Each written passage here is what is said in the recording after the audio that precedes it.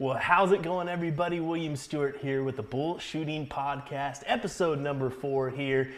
Thrilled to have Mr. Ryan Mooneyham as my special guest this evening. Ryan, how's it going, buddy? Oh, couldn't be better. I enjoy doing this with you. What else can you do and get on there and start talking darts? It's sure a thrill, man. I gotta tell you, I enjoy having you on. Last time you were on was episode numero uno. It was definitely nice to lead off the show with you, and now here we are talking tonight multiple things, including the Booyah Cup. Oh boy, howdy. I'm ready. Oh, we certainly are. Well, we'll get into it here in a second. Before we get going, though, big shout out to the Oklahoma Throwdown for having us out. Here's the flyer for that one. Wow, my, oh my, was it sure a fantastic time there. Really big shout out to Tracy Bryant for just having us along for the ride. Really a big shout out to all you Oklahoma people that made this thing go. A lot of those mid-level players there that really made the thing run and put out quite the display. The venue was amazing. It was an immaculate venue. I sure enjoyed my time there, but yeah, big shout out to those guys for having us out. But before we get into any more, Ryan, what's going on in your neck of the woods? What have you been doing playing-wise, buddy? We started back up the Dart Madness Tour for the state of Missouri. It's similar to like your Dart Players New York, Dart Players LA, Dart Players Texas. I know that they started back up this week, and I know that Dart Players Florida is doing some events coming up soon live. I think with the restrictions basically gone, the live play action is on its way back, and it was the first step to really get back out there again. Yeah, it certainly was. You mentioned you were in St. Louis this past weekend for that event. I mean, Wow, it really is nice to see things get back to normal per se. And I know you got DP St. Louis coming to Springfield here next weekend, so I might be looking forward to going down to that event myself. Yeah, the great thing about the Dart Madness Tour, which is, like I said, similar. It's a group of qualifiers to get to a finale. Is it's going to be spread all over the state. I will host a couple events in Springfield. We've got one planned in Joplin, Missouri. We've got one or two planned in Columbia, Missouri. I know that we're planning a couple out of Kansas City, plus your St. Louis. So now all of a sudden, everybody in the state's got a chance to make the finale, which is really what you want to do is drive that dart traffic back again with restrictions. I wouldn't say gone, but lightened up or almost out of here. And there was 58 participants in a field that normally have 25 to 30. So it was a record day.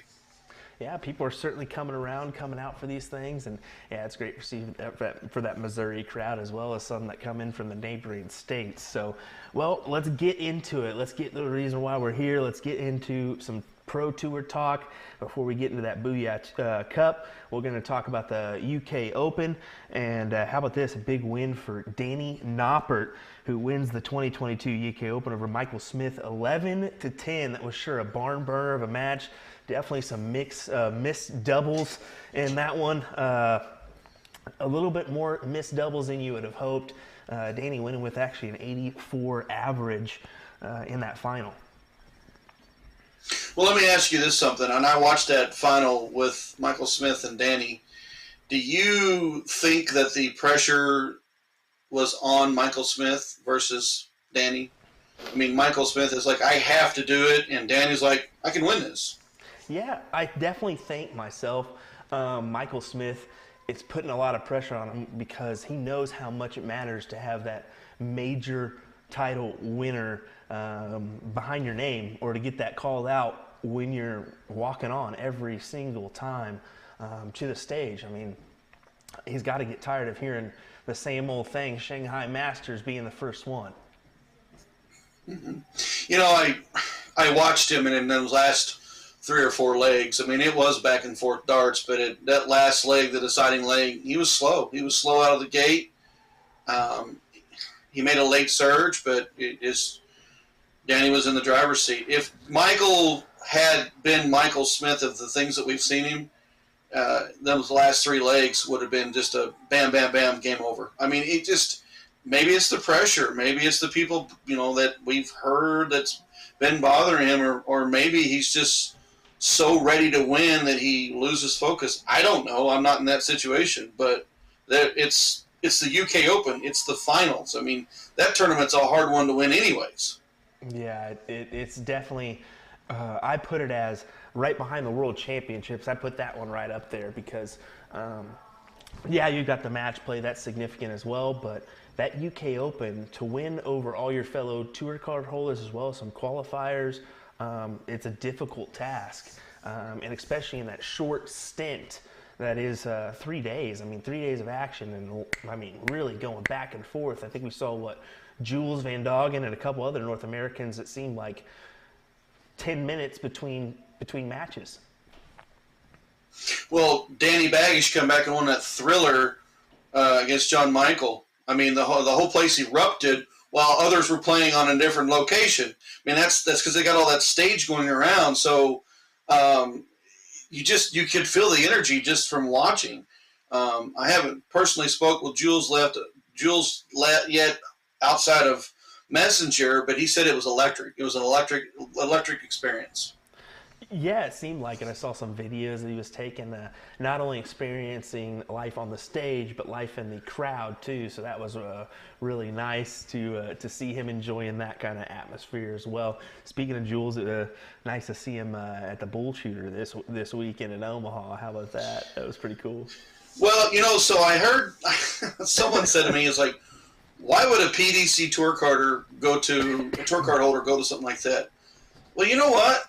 If you're holding a card and you're Danny or you're Jeff Smith or you're Matt, and you go to the local tournament that you go to every year, I mean, it's, you're a tour card holder and you won, but hey, let's go grab a drink. Hey, how's the wife? These are people and friends that have supported you. Now you're back in the field with them, rubbing elbows, regardless if you win or lose, because you're giving back to your dart family. Because I mean, it's who you grew up with, it's who supported you. Now you're back out there with them, just like you would be at a normal league night. And I think that is just as cool as watching him walk across stage. Yeah, it is pretty cool that he came out to that. Actually, ironically, there was a couple Wichita people that went up for the Omaha, and all of a sudden my phone's ringing 3 consecutive times on Saturday night, and I'm like, what's going on? And I open it up, and there's Jules' ugly mug looking at me. He's like, where are you at?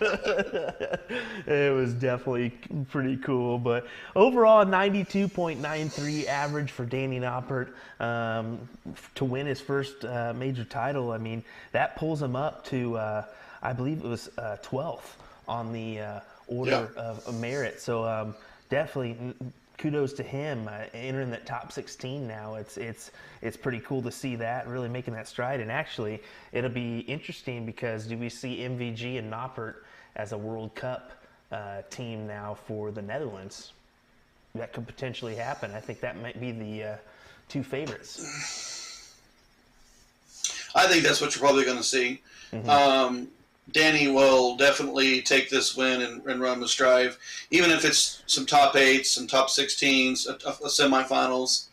Well, you could come off a big win like this and have production, mm-hmm. and I think that's what you run into when you finally either make a final or break through and win an event. It's a waterfall. You're going to see Danny get a lot of wins, and he'll get into that order of merit to make that Netherlands team. Yeah, I think so myself. And we'll kind of enter into the Premier League talk as it was kind of interesting that Gerwin Price withdrew from night number 5 with a hand injury. And that one's interesting because rumor has it Gerwin is actually going to be doing a boxing match or something along those roads coming forward. So I wonder if that's going to be scrapped or not. You certainly can't miss big events, especially, I mean, he missed the European Tour this weekend as well. So interesting for Gerwin Price. Well, I think once you get to a certain level of, I wouldn't say celebrity status, but you think about it, I mean, you're doing charity events and maybe you're making a little bit extra money on the side or whatever, you're a famous face and you put yourself out there, that sometimes it can be a collision course with what you normally do in life. For his case, if he's going to be in a boxing match and he's trying to be back as world number one, you break a hand, bud, you're done for the year. Mm-hmm. That is definitely the case. He's got to watch what he does. No matter the rugby mentality you may have, you can't always fight with a injury per se. And I know that happens a lot with rugby.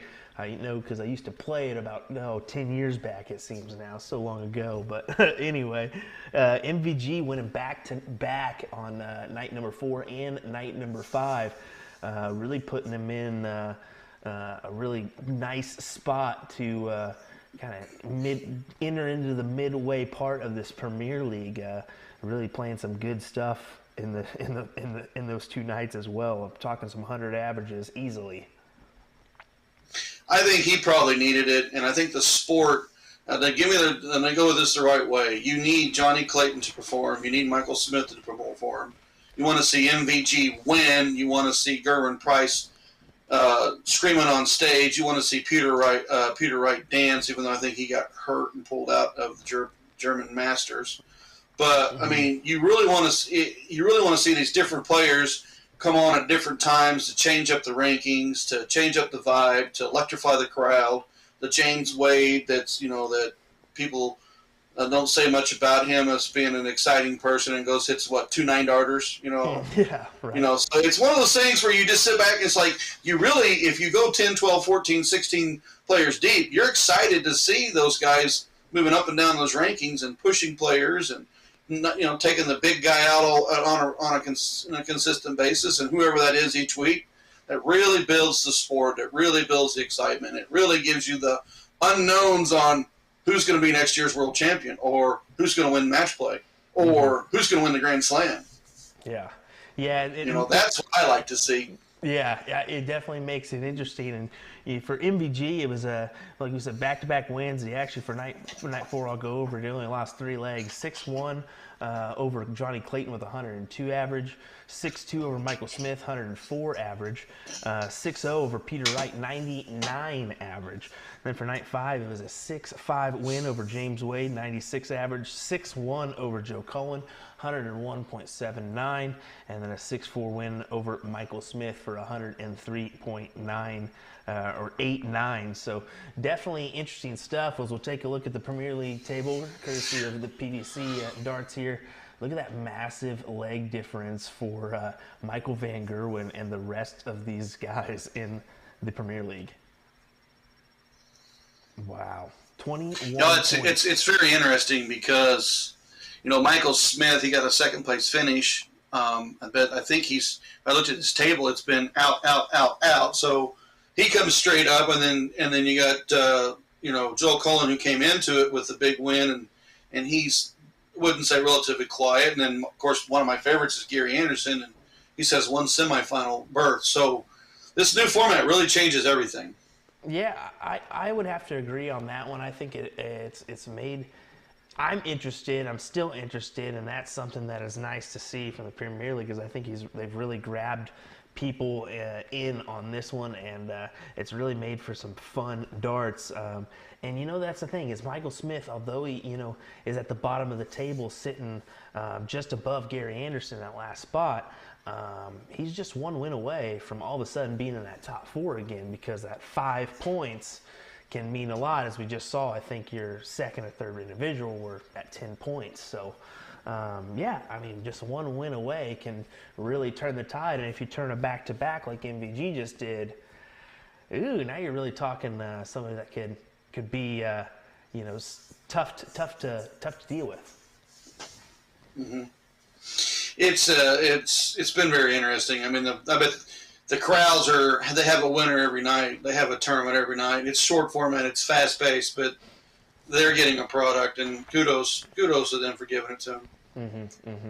Well, we'll kind of move next into the dart rankings, as we've still got women's series and the Dark Horse Classic to come for this episode 4. But getting into those dart rankings, as we see, Michael van Gerwen drop significantly some more, and Peter Wright actually taking over that world number 1 spot as we expected. Gerwin Price sitting in the number 2 spot. Well behind is going to be James Wade, Michael Smith, and Michael Van Gerwen. That are actually, those 3 individuals are pretty tight on the order of merit when it comes to some play, and that's actually going to change after Michael Van Gerwen won the event today. So that'll kind of shuffle some things around as well, I bet you. Well, the one thing of it is you win the World Championships, boy, you sure do got a heck of a start for the year. Oh yeah, there's no denying that one. I mean, you look at Peter Wright right now; he's sitting at over 1,190,000 pounds. I mean, geez. I mean, that's a lot of money. It takes a lot of players' championship at 10,000 pounds to catch him. I mean, yeah, you had 4 over the weekend, but he went 4 of them. You only got 40,000 towards that 1.1. Yeah. Well, that's the thing. You got those 2 players that are really up there. I mean, Gerwin Price is, it looks like, just under 20,000 pounds behind Peter Wright right now. But then you're talking at least half a million away is James Wade, Michael Smith, and Michael Van Gerwen. Yeah, you're right. Those world championship wins will really help you along the way for at least a couple years. But that's the thing about this 2-year order of merit. I mean, you lose, and then you gotta maintain or get a couple wins to make up for that 1 win here in 2 years, or else you're gonna drop 5 to maybe even 10 spots. That's just part of it. Well, I think when you look at the prize fund for the World Championships, I wouldn't say it guarantees, because Peter Wright and Gerwin Price are changing spots, but it does guarantee the PDC. This year, our world champion is also the world number 1. So at every introduction, it's your 2022 world champion, Peter Wright, world number 1, blah, blah, blah. So with some of that shuffling back and forth between him and Gerwin Price, they can go Gerwin Price world number 1 versus the world champion Peter Wright, and they can build it that way. I mean, 500,000 pounds it's a big jolt to that order of merit every time. Mm-hmm. It certainly is. Price actually needed to finish in the top 16 to actually keep that number 1 spot. Instead, he finished. He actually needed a finals finish, and he finished in the top 16. So that's how Peter Wright just overjumped him. And I think it's going to be a back and forth battle the whole season long. I don't think this is over by any means. I think they're going to be duking it out for quite some time. And it's interesting now because both Peter Wright and Gerwin Price are injured because the hand injury, and now it came out Peter Wright has a back injury because he withdrew from the German Masters event, or the German International Open, as they say, this weekend. Yeah, I actually read just a piece on this morning that said he was trying to play, and he got up and he had a hard time getting out of the chair, and he was done. Yeah, I mean, what can you do there?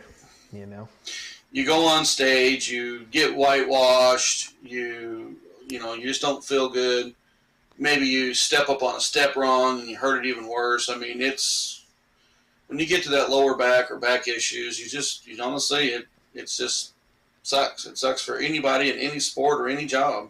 We've seen it with Tiger Woods. We've seen it with so many individuals in the past. Once you get to that stage, it's tough with a back injury to do anything, let alone play darts and maintain that form that you need consistently throughout the duration of a darts match. So, one of those things. We'll see how they recover. But in the meantime, world number 1 and world number 2 are out with injuries. So moving on to the women's series, I did want to discuss this because some interesting things going on.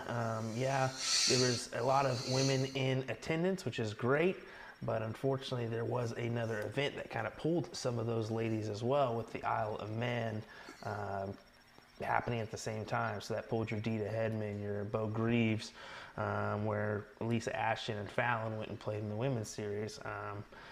It's definitely not over for those ladies that chose to go to the Isle of Man, because they still have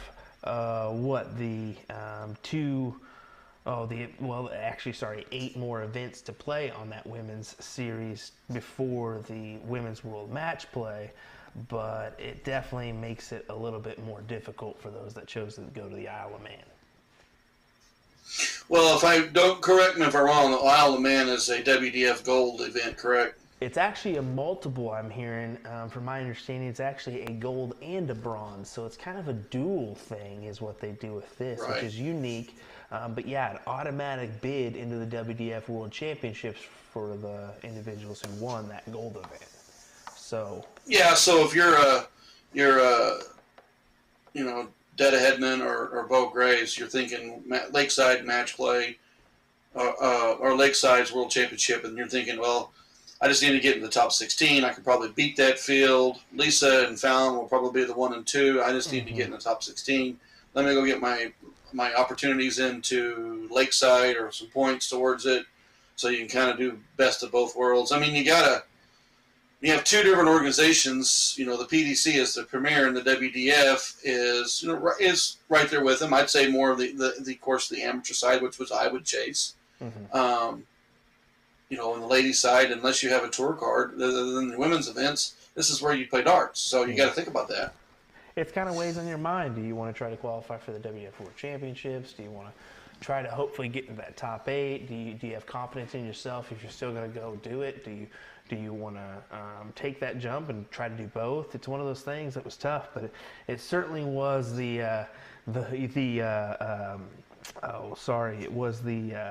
for the women's series, it was Fallon and Lisa's show as it seemed here for the length of this world women's series. As Lisa actually won 3 of these events, and Fallon won 1 of these events, but they battled it out a couple times.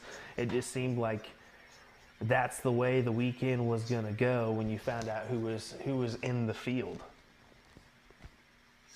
Well, Lisa definitely played the way I expected her to play, and I see her name pull up. I expect her to be top 2 to top 4 easily. Fallon just proved time and time again that she can definitely do it. The world loves Lisa. The world loves Fallon. So, you want everybody in that field to do well, and there was a lot of good names in that field. Ladies players, Trina Gulliver, I believe, was in the field. But at the end of the day, they're good. I mean, Lisa had a point to prove that I was a tour card holder and I can win this event. I can win this event multiple times. I definitely believe that they're going to be doing that the duration of this women's series. Is right now with those 3 event wins. Lisa has $3,000 on the Order of Merit. Fallon's in second with $2,250, and then actually behind them with $1,100 is going to be Rainwind Staley, tied with Griffith, I think it is how you say it. But anyway, I mean, definitely a big jump there for Lisa and Fallon. I mean, some averages here. Lisa in the first event, 81.60 overall. Lisa in the second event, 80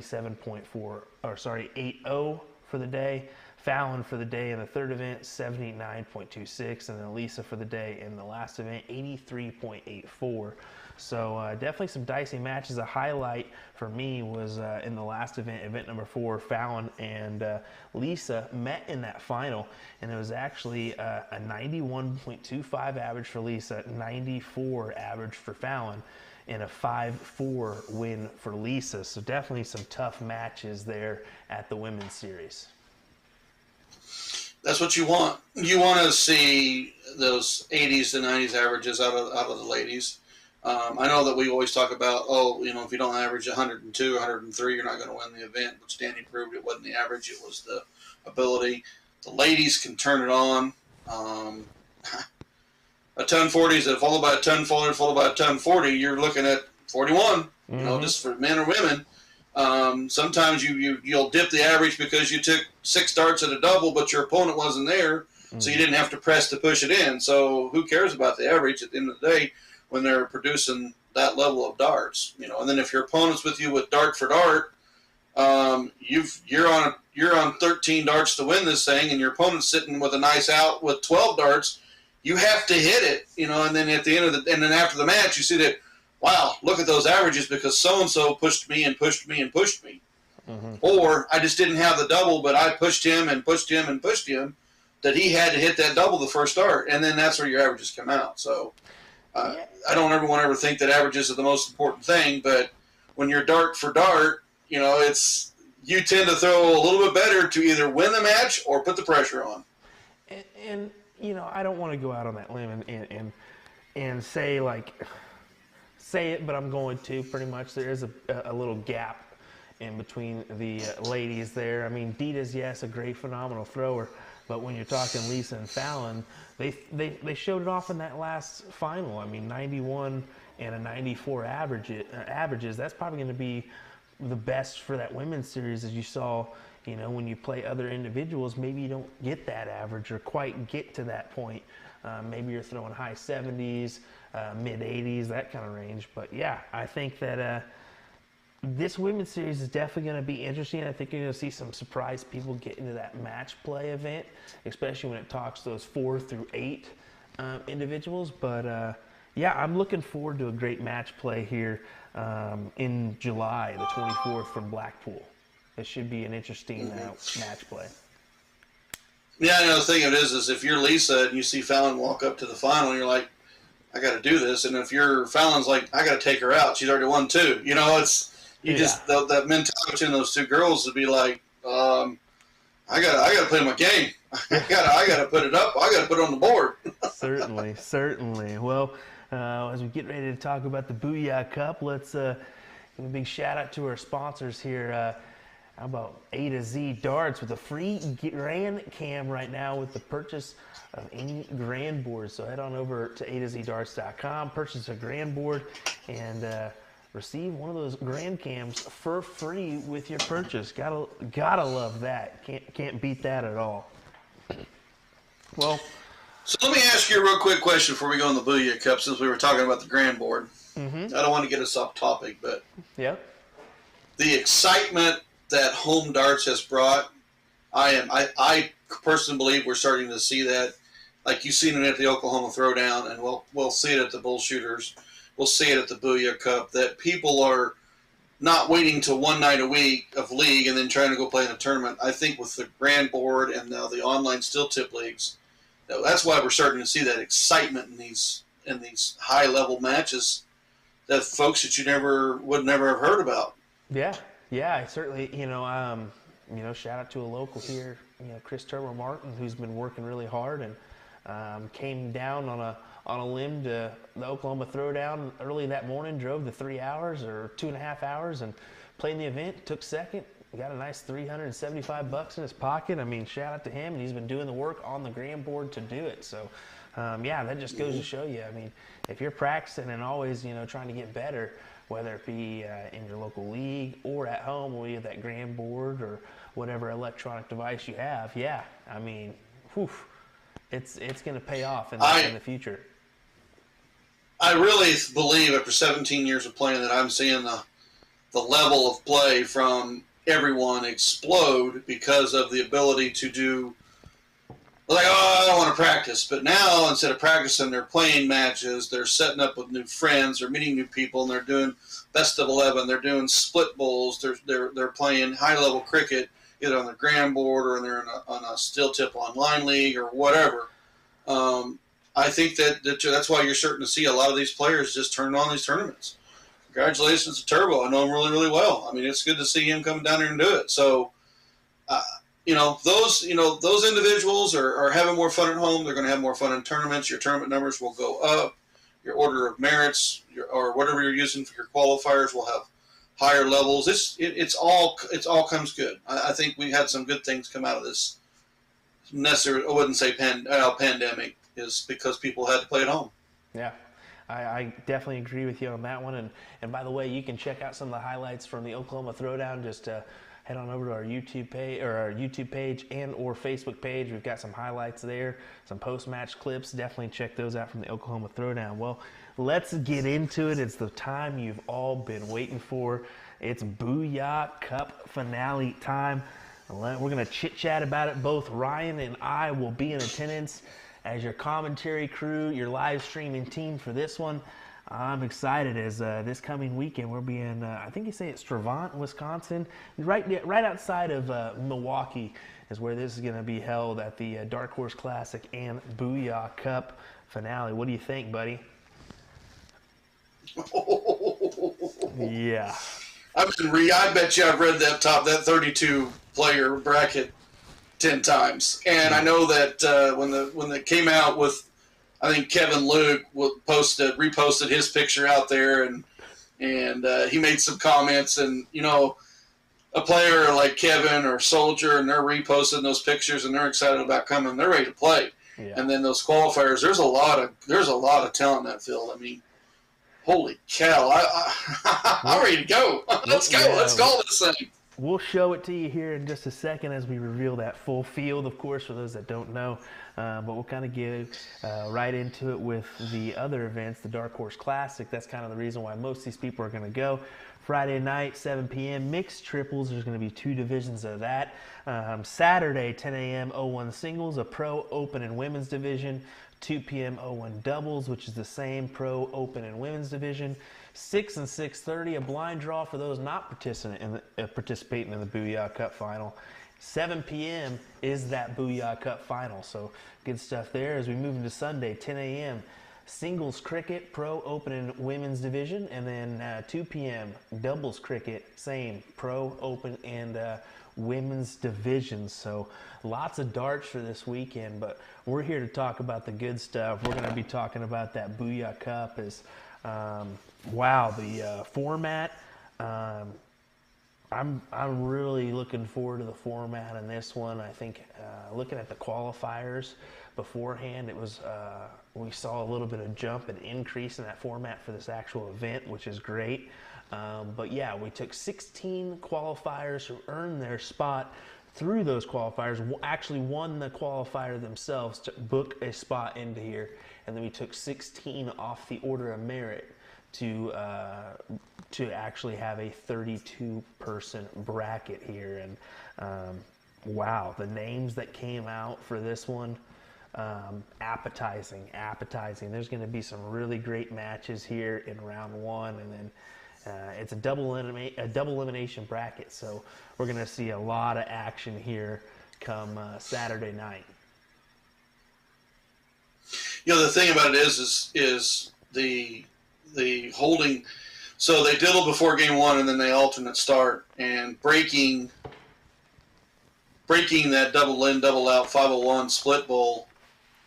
I mean, that if your opponent gets right in, you get right in. It's a race to the end.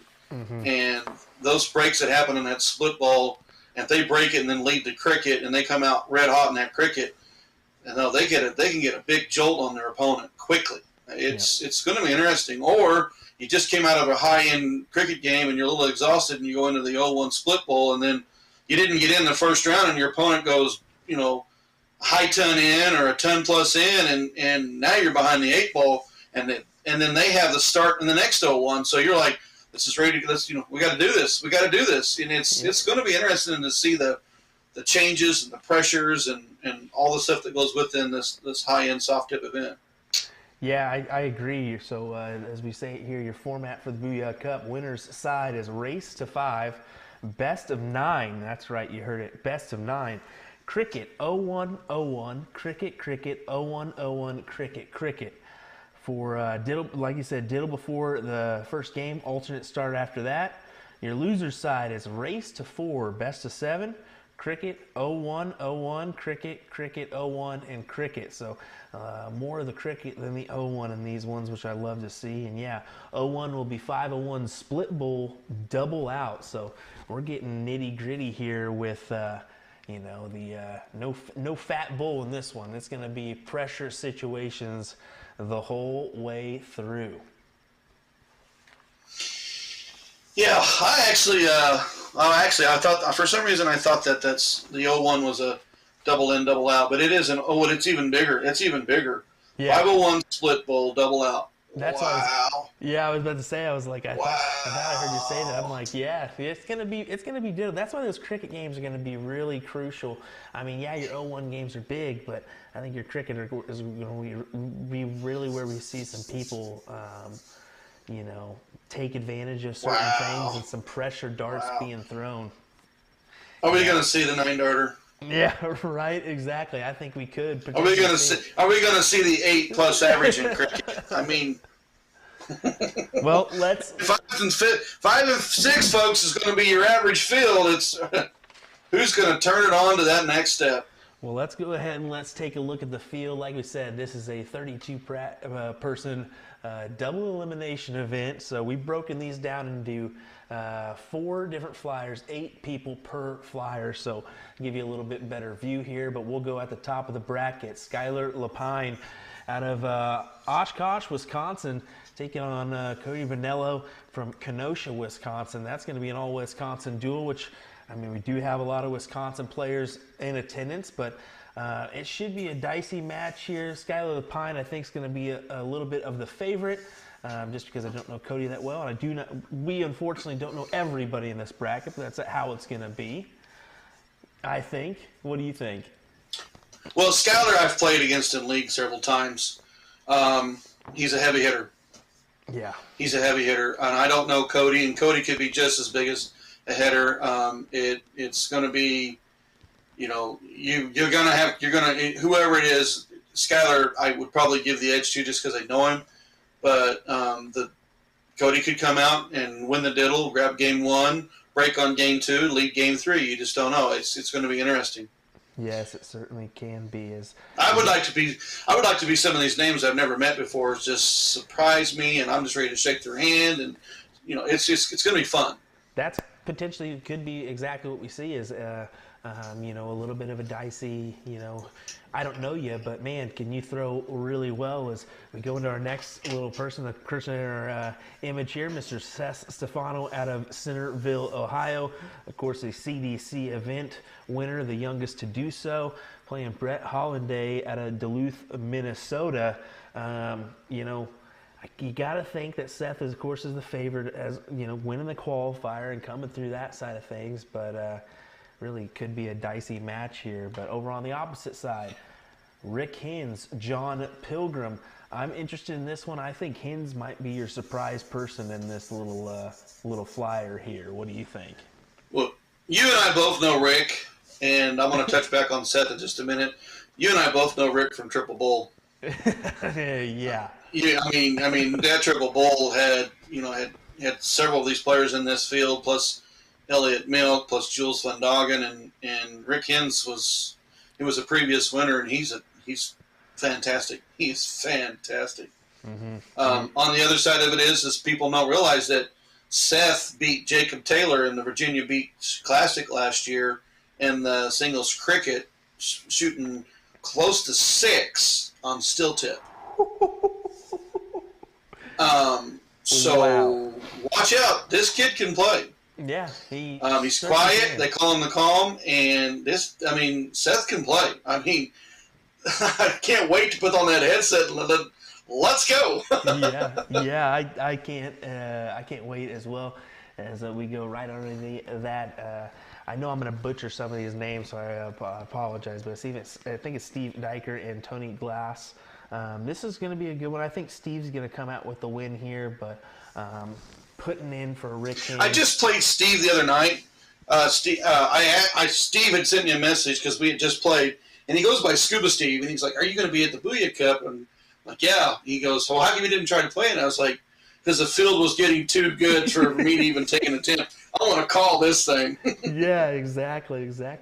That's going to be a potentially nice second-round matchup as Hins, Deitcher, and I don't know. Skylar Lapine and Seth could be a real interesting one. Who do you got coming through this bracket? Give me one name. I know it's tough to do.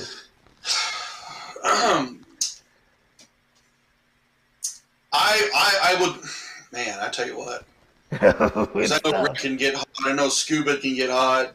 I've seen Seth play phenomenal cricket. Gosh. I'm gonna have to give it to. I'm gonna give this one to Seth, but Skylar, Rick, Scuba, don't yell at me, and John and Tony. I'm trying here. I know Brett Holiday. You said is from Minnesota, which he's probably in that same realm as Rick Hen, so he could be a dark horse in this thing that we didn't even see coming. Yeah, I think John Pilgrim's going to be tough for Hens to get through, but I'm going to pick Hens coming through this bracket. And like we said, you can't dog us. It's tough already. There's so many good names in this thing, but I'm going to choose Mr. Rick Hens coming out as my favorite in that little bracket. Like we said, please don't blow us up in the chat if you're tuning in. We're just wanting to try to... Yeah, I mean, don't yell at us, because we've seen a lot of these guys play, and we know what they can do. So it's like, well, who do you call? I think we'll both back I'm out sorry, of this one. but folks, this is high-end soft-tip cricket. This is high-end soft-tip 01. This is it's split bowl. I mean, they're going to be pushing those 100-plus averages on the 01, and you're going to see what you'd see in a PDC stage on that 501. I mean, it's juicy. That's the term I'm going to use more than once. It is a juicy field. It certainly is. And we'll take a look at our next little bracket. And wow, this is a good one as well. I think all of our little brackets here are nice. But Garrett Rakowski, who's quite the phenomenal shot, I believe in the Wisconsin area, playing Scott Mijovic. It's he's out of Milwaukee. That could be a good little match here. Ken Ripp, a guy that we know out of the Minnesota, playing Dave Gott, the Kenosha, Wisconsin, who actually just won the Bullshooter doubles event this past weekend. So looking forward to that little tasty matchup. We'll go over to the other side, Jesse Johnson and Shane Johnson, I believe that's how it is. And then Leonard Gates. Yeah, it'd be a Shane.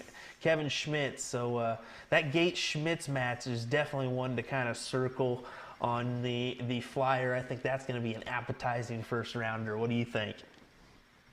You got Soldier versus the Rabbit, and I've played matches against Kevin both in league, and of course he's played in the PPD, and he's been very successful at the TOC. Soldier, I mean, he's number 15 in the WDF Lakeside this year. We've seen his name time and time again. We've seen him in a lot of local tournaments. I've played against him several times. A friend of mine has said that I look at that bracket, and if the only way you're going to beat Soldier is you're going to have to play the best you've ever played. So that is a good comment for Soldier, because I know, I mean, he just it's rat-a-tat-tat game, rat-a-tat-tat game. He's just bam, bam, bam, bam, bam. Yep, that is certainly right. And I've been seeing him in the CSC Challenger Series, and he's been playing lights out on that. I think he's averaging like a 5.5, 5.6 or something like that in the CSC Challenger Series, brought to you by Partners Promoting Darts. I mean, that is just ridiculous standard when it comes to cricket in general. But let's say... Well, and, so the thing about it is you got to give, all these guys credit. Most of these guys are carrying close to 5. Mm-hmm. And, guys, this isn't one game. This is, best of 9, and it's over, and these guys are pointing close to 1,000 points in some of these matches, so they're 30 rounds, 40 rounds, and 2 games, and they're at 5+. Yeah. I mean, this is what you want to see. This is what you want to be a part of, and to watch these guys that can handle that composure time and time again. I mean, it's a pressure cooker. These guys, I mean, you don't want to miss. You miss, you're done. Yeah, I totally, completely agree with that. And if you haven't, set that reminder in your phone for Saturday night, 7 p.m., you definitely want to do that one, because you don't want to miss the action here from the Booyah Cup. Give me a name. Who do you think is going to come out of, this bracket here? Leonard Gates, I think, obviously might be your favorite. Jesse Johnson, Garrett Rakowski could give him a run for his money. Any of these guys really could, but who do you think is going to come out on top? I think Soldier will be warmed up because of Kevin Schmitz. And I do think Soldier gets Kevin, but I think Kevin gives him a run to 8 or 9 legs. I really, really do. He's just too good of a player not to. And when you've got a dragster like Soldier that can just fly through the event, and he's already warmed up by Kevin Schmidt, oh, Lord. Yeah. But, then here's the other thing. Kevin comes out and does what I think he can do. I mean, he sends Soldier to the loser's bracket. Heaven forbid if you're in the loser's bracket, because this guy's just lost a tough one and he's going to come at you like a freight train.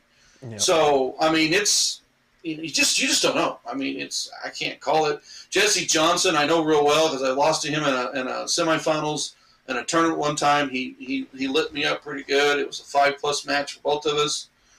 David Gott, I played just recently in the DPFL. We had a nice chat, and Ken Rip, I've talked to several times. He's come down to a lot of stuff in Missouri, Nashville. Super nice guy.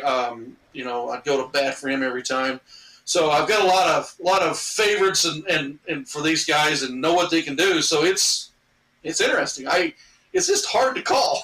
Yeah, it certainly is, and it's tough to pinpoint a name. And I know we'll definitely hear it when we get there. Hey, why don't you pick me? That kind of stuff. Well, geez, how can you? Who can? Well, yeah, so you look at the guys that are from Milwaukee and Kenosha and whatever. They play each other every day. I mean, they may put up the numbers that we didn't see from these other matches because they know each other, and there's local pride, and we've played each other so times. I mean, it's just there's not one shabby match anywhere. No one's got to buy. Nope. Everyone's going to be playing their heart out. Well, certainly Gates is coming a long distance to play. I think he's going to be ready coming out of the Houston area all the way up to Wisconsin. Definitely, he'll be ready. He'll be ready as we take a look into our next side of the bracket here. Another appetizing bracket as we see Kevin Yasinchak.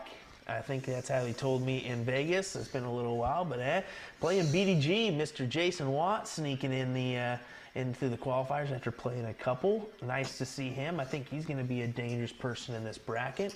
Playing out of Indiana. Then Jacob Koch from Indiana as well. Playing Bob Anderson of Wisconsin. Kevin Luke of Sunnyside, Washington, making the trek to Wisconsin to play Dan Burke, the Michigan man from Battle Creek. That should be an appetizing one. And then Mike Maloney playing Joe Giordano? Giordano, the bagel man. Okay. Yeah, so he's coming from South Carolina to play in this event. So really some good matches potentially happening here in this side of the bracket. Well, on that list, I think I've played everybody on there except Jacob. So you got Kevin Yasinchak. I played in Charlotte. He was the number 8 seed for the WDF coming into it. I think it was quarterfinals at Las Vegas Open. He did beat Butler 4-3. And a barn burner there. Kevin's dangerous. I know Bob Anderson very, very well. I play on Tuesday Night League with him.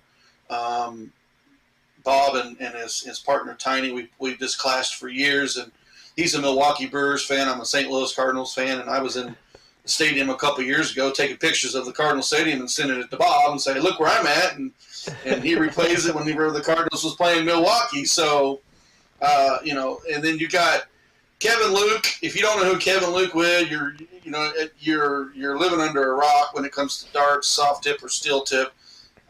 I don't know who puts more miles into the game, Soldier or Kevin Luke or PDC Tour card holders, because they're always gone and they're always playing. But I mean, Kevin's, he was at St. Patty's in Missouri.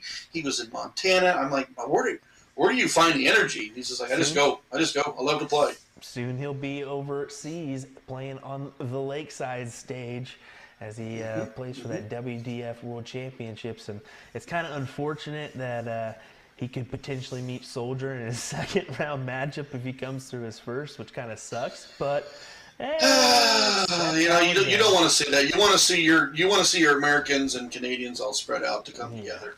Yeah. You want them to get through the other. For me personally, I think that's going to be a match to watch. And I think really a lot of people overseas are going to enjoy that one if they do happen to meet, because they play each other all the time. It's going to be a very quick match if that does happen. So a little bit of a side note there, that could be one to be like, ooh, before.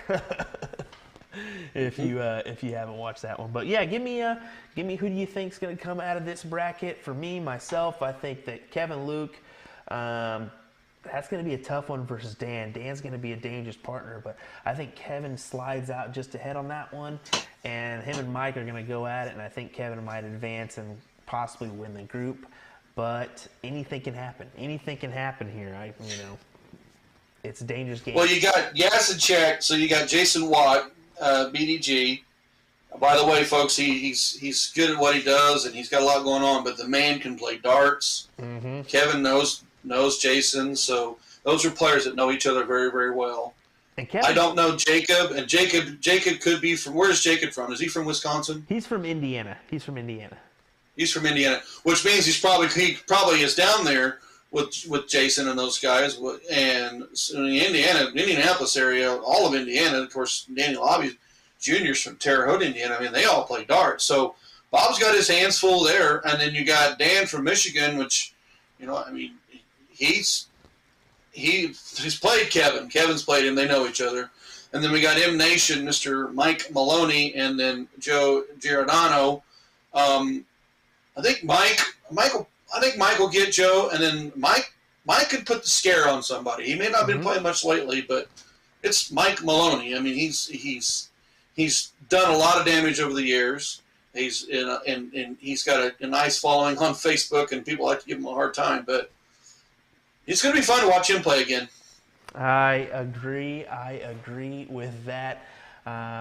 Yeah, it's going to be fun to see this bracket, and then we'll head into our last bracket here. And this one, I think it's got the match of the first round in this one, as we see Robbie Wiesmith taking on Eric Bobson.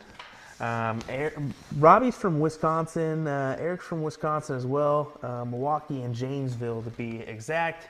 But this is the match I'm talking about here. Christopher Lim taking on Chip Anderson. Chris coming from the San Bernardino, California area to play Chip Anderson from North Dakota. That one I've got circled, and I've got it double and triple circled because I hope we're going to get that one off onto the stream right off the bat. Really appetizing. Jake Schreiber taking on Corey Beck.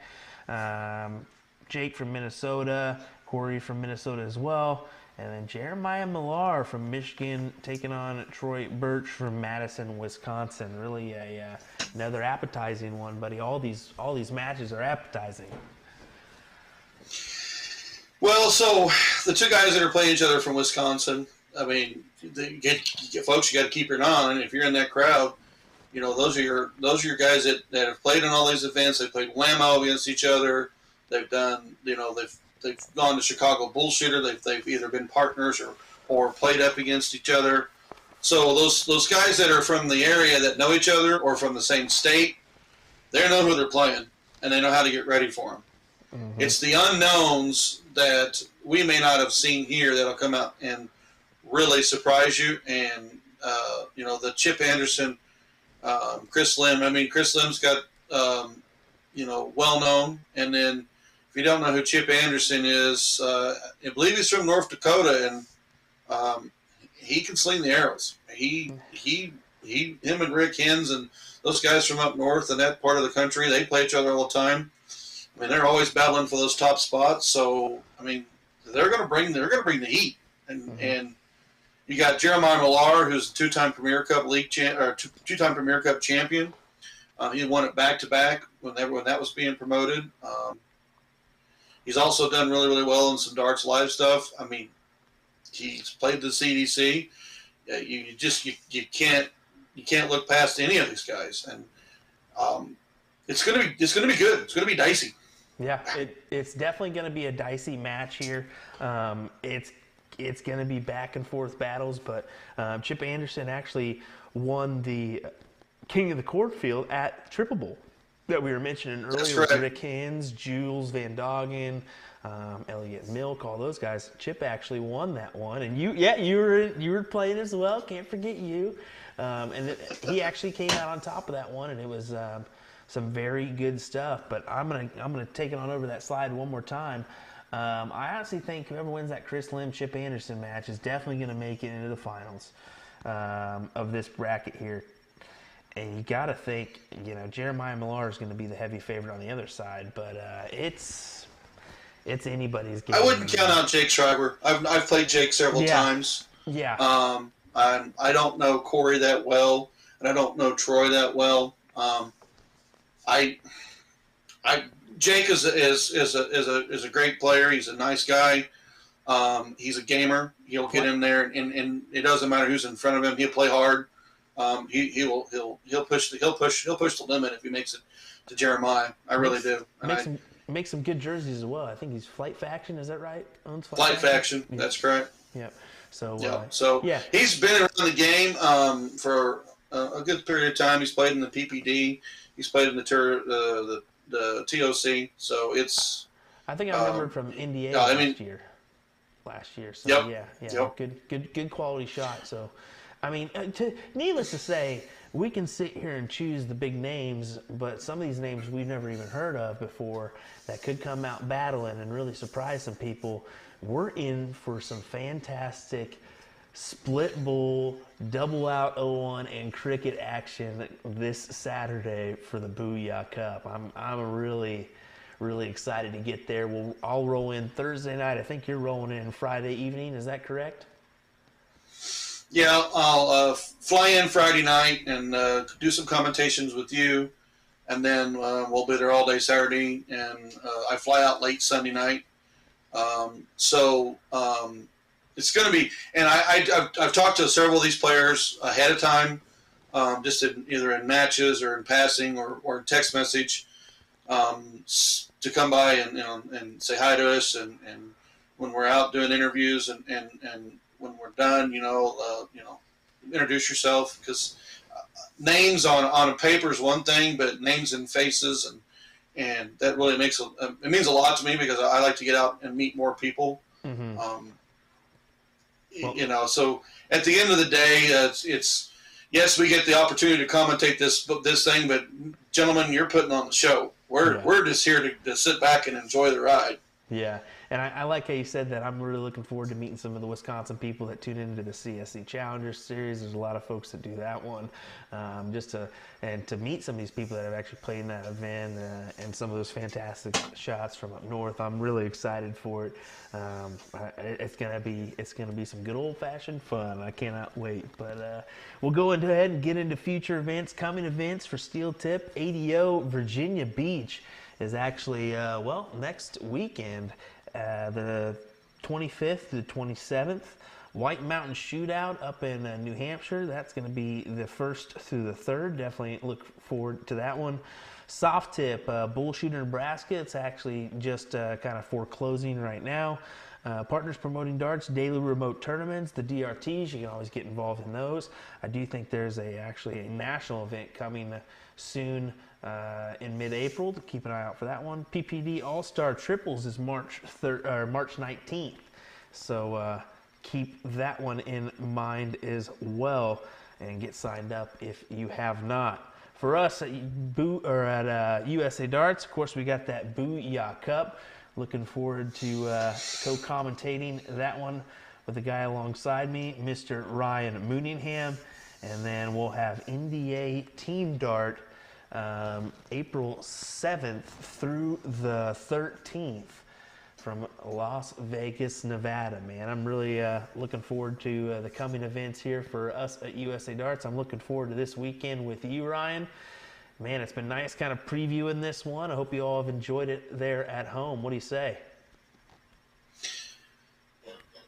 It can't get here fast enough. I certainly agree. On that one. And for all of you tuning in at home, appreciate you tuning in here on Facebook and YouTube for the visual podcast here. You can always catch the replay audio version on most of your major podcasting platforms. We love doing that one. If you have a question that you'd like answered on a future podcast, definitely leave us a comment. Reach out to us on Messenger and or www.usadarts.live. And we'd be happy to answer that for you live on air for our next Bullshooting podcast episode. But thanks for joining us here. Ryan, appreciate you joining me for this 4th episode, man. Really looking forward to getting the nitty-gritty for this Booyah Cup this weekend, man. Kudos to Jeremy for putting this thing on. I mean, it's another great event for the players. It's neat that he took the time to do the qualifiers and put together a nice field. If you're attending the Booyah Cup or the Dark Horse event and you're not in the Booyah Cup, you've got a lot of great stuff to play, and it's going to be a very, very nice event all weekend. And these are the kind of events that really get players excited. And I'm happy to be a part of it and happy to go with you to commentate this. It's going to be fun. I'm really looking forward to it. Yeah, big shout out to Jeremy Bryan of Booyah Darts for putting this one together. Is definitely an understatement. Is not only for those Booyah Cup players, but if you just want to come enjoy the tournament, you can do that with the Dark Horse Classic as well. But thanks for joining us here this evening for the Bullshooting Podcast episode number 4. We will see you for the next one in a couple weeks. Remember, bi-weekly here for this Bullshooting Podcast. Thanks for joining us tonight. We will see you next time, folks. From Ryan Mooneyham and Will Stuart, we'll see you later.